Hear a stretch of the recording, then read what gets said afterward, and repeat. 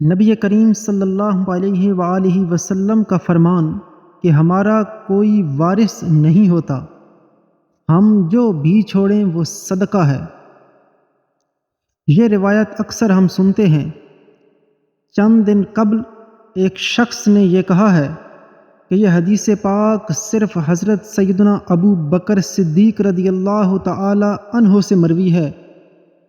اور یہ بھی ساتھ کہا ہے کہ ممکن ہے ان سے یعنی ابو بکر صدیق رضی اللہ تعالی عنہ سے سننے کے اندر کوئی خطا واقع ہو گئی ہو۔ دعوت اسلامی کے مفتی شیخ الحدیث مفتی محمد حسان عطاری سے زید کا نام لے کر یہ سوال کیا گیا تو آپ نے اس کے متعلق فتویٰ دیا، اور اس فتوے کے اندر آپ نے ان لوگوں کو خاموش ہونے پر مجبور کر دیا کہ جو یہ کہتے تھے کہ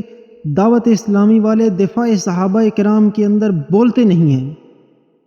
یہ فتویٰ 5 صفحات پر مشتمل ہے، اور یہ دعوت اسلامی کی ویب سائٹ اور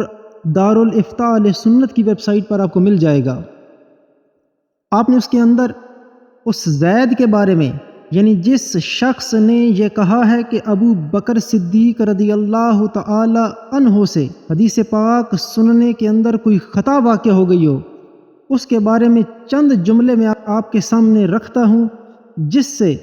آپ کو اندازہ ہو جائے گا کہ مفتی صاحب نے کس طرح اس شخص کے دانت کھٹے کر اس کو بے بس کر دیا۔ آپ نے جواب دیا کہ زید کے قول سے ظاہر ہوتا ہے کہ وہ سطحی علم رکھتا، ہوائی باتیں کرتا، علم حدیث سے ناآشنا، کتب احادیث کے مطالعہ سے محروم، فہم دین سے فارغ، اور علم الحدیث و علم العقائد سے جاہل ہے۔ اگر میں اپنے الفاظ میں آپ کو بتاؤں تو آپ نے یہ کہا ہے کہ جس شخص نے حضرت ابو بکر صدیق کے بارے میں یہ بات کی ہے وہ جاہل ہے،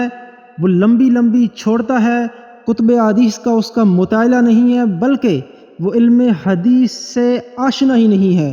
اور وہ صرف معمولی علم رکھتا ہے، اور وہ رٹالائزیشن والی پالیسی پر عمل رکھتا ہے۔ اس نے کبھی گہرائی سے مطالعہ کیا ہی نہیں، اور وہ دین کی سمجھ بوجھ سے بالا تر ہے، اسے دین کی کوئی سمجھ بوجھ نہیں ہے۔